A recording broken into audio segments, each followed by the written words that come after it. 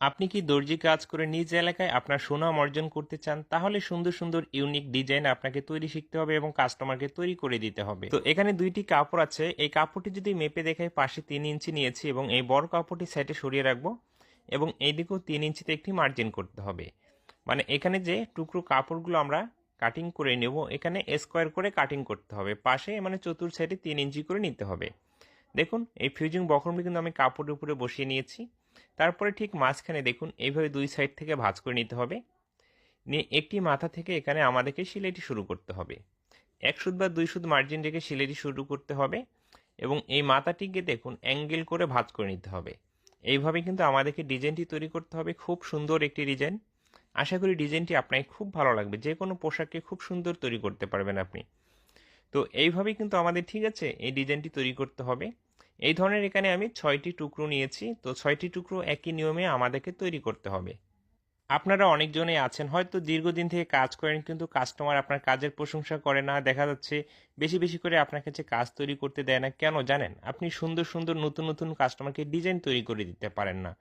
সাধারণ কাজ কিন্তু সব দর্জিরাই করতে পারে। তো এই অবস্থায় কিন্তু আমার ডিজাইনগুলো তৈরি করা কমপ্লিট হয়ে গেছে। এখন যে কাজটি করতে হবে, হাফ ইঞ্চি সেলাই মার্জিন বাদ দিয়ে এইভাবে ঠিক আছে ভাঁজ করে নিতে হবে। ৬টি এই ধরনের ডিজাইন আমি তৈরি করে নিই। ৬টি ডিজাইন এইভাবে এই ভিডিওর মাধ্যমে আপনাকে হাতা ও প্যান্ট সালোয়ারের অনেক সুন্দর এবং সহজ ডিজাইন একটি তৈরি করা শিখাবো। তো চলুন ভিডিও শুরু করা যাক। সবার আগে এক কালার কাপড় নিতে হবে, এর উপরে কন্ট্রাস্ট কালার আর একটা কাপড় নিতে হবে। কাপড়ের লম্বা ২ ইঞ্চির মতো নিতে হবে। এরপরে এটার এক পাশে সেলাই দিয়ে নিতে হবে। তো সেলাই দেওয়ার পরে কাপড়টা নখ দিয়ে এভাবে সুন্দর করে চেঁচে নিয়ে মিডল সেন্টারে এভাবে ডাবল করে নিতে হবে। এই কাপড়ের চওড়া ১.৫ ইঞ্চির মতো নিতে হবে। লক্ষ্য করুন এখানে আমি মার্ক করে নিতেছি ১.৫ ইঞ্চি পরিমাণে। এভাবে আগে দাগ দিয়ে স্কেল দিয়ে এই দাগটা সুন্দর করে দিয়ে নেব, তারপরে এটা কাটিং করে নেব।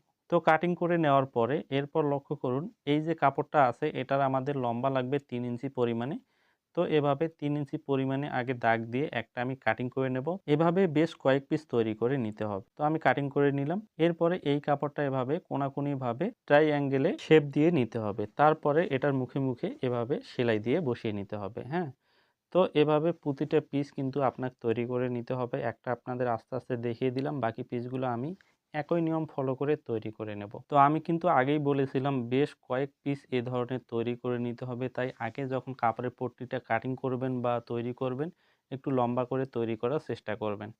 তো এভাবে লক্ষ্য করুন আমি অনেকগুলাই কিন্তু তৈরি করে নিলাম।